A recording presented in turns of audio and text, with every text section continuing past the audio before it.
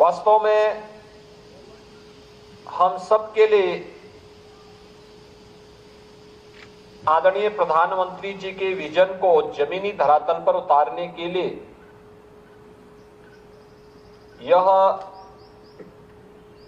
एक नया अनुभव है। याद करिए, प्रधानमंत्री जी ने, मोदी जी ने 2014 में देश की बागडोर संभालते समय इस बात को कहा था कि किसानों की आमदनी को 2022 तक दोगुना करने के लक्ष्य के साथ हमें कार्य करना है। इसके लिए उन्होंने अनेक कार्यक्रम तैयार किए। सॉइल हेल्थ कार्ड का है, प्रधानमंत्री फसल बीमा योजना का है, प्रधानमंत्री कृषि सिंचाई योजना का है,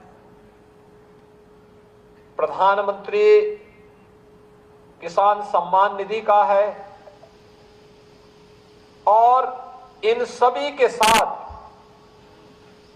जब हम वैज्ञानिक शोध और इनोवेशन को जोड़ते हैं तो स्वाभाविक रूप से किसी भी किसान को या किसी भी बागवान को समय पे उन्नत किस्म का बीज मिल जाए, तकनीक मिल जाए, वैज्ञानिक सलाह मिल जाए, तो उसके लिए अपने लक्ष्य को और प्रधानमंत्री जी के विजन को अचीव करने में कठिनाई नहीं है। सौभाग्य से देश के अंदर पहली बार 2018 से अन्नदाता किसान को लागत का 1.5 गुना दाम उसकी उपज का मिलना प्रारंभ हुआ। अब इसमें काफी वृद्धि हुई और प्रधानमंत्री जी के विजन के अनुरूप आज अन्नदाता किसान जो परंपरागत खेती के अलावा खेती कर रहा है उसको तो 2 गुने से अधिक लाभ मिल ही रहा है, लेकिन जिसने सफसली के साथ साथ औषधीय और सुगंध औषधीय खेती को बढ़ावा दिया है, बागवानी को बढ़ावा दिया है, हर्बल प्रोडक्ट को प्रमोट किया है, उसको कई गुना दाम वह आज प्राप्त कर रहा है। और सचमुच यह अन्नदाता किसान के जीवन में परिवर्तन का एक बड़ा माध्यम बना है। मेरा यह मानना है, किसान अगर खुशहाल होगा, प्रदेश खुशहाल होगा। उत्तर प्रदेश जैसे राज्य में जहां पर धरती अत्यंत उर्वरा है, जल संसाधन प्रचुर मात्रा में है, देश के अंदर 16% आबादी, लेकिन 16% आबादी में 11% हमारी एग्रीकल्चर से जुड़ी हुई लैंड है और देश की कुल कृषि से जुड़ी हुई भूमि में से 11% लैंड होने के बावजूद हम 22% से अधिक खाद्यान्न का उत्पादन अकेले उत्तर प्रदेश से करते हैं।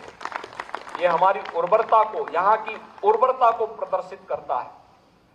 लेकिन इसमें अभी हमें बहुत कुछ करना है। जैसे यहाँ पे सीमैप की तरफ से बताया गया, उन्होंने अलग अलग क्लस्टर विकसित किए हैं।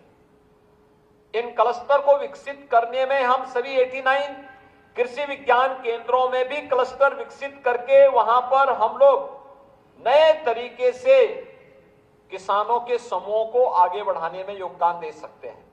और मेरा मानना है, औषधीय पौधों की खेती में, उसकी प्रोसेसिंग में, उसकी मार्केटिंग को अगर हम उसके साथ जोड़ लें, कई गुना लाभ हमारा एक अन्नदाता किसान प्राप्त कर सकता है।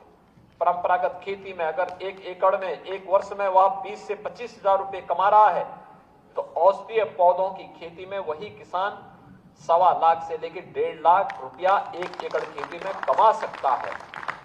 अब आप मुझे बताइए कि 20 से 25 हजार रुपये में लाभ होगा, उस व्यक्ति की जीवन में खुशहाली आएगी या 1.25 लाख से 1.5 लाख में उसके जीवन में खुशहाली आएगी? यानी स्वतः ही हम जान सकते हैं कि हम कई गुना उसको उसकी आमदनी बढ़ाने में योगदान दिया जा सकता है। और इस दिशा में जो प्रयास सीमैप और अन्य केंद्रीय लैबोरेटरीज के द्वारा यहां पर प्रारंभ किया गया है, मुझे लगता है कि यह सभी लोग मिलकर के अगर इस कार्यक्रम को आगे बढ़ाएंगे तो इसके और बेहतर परिणाम आएंगे।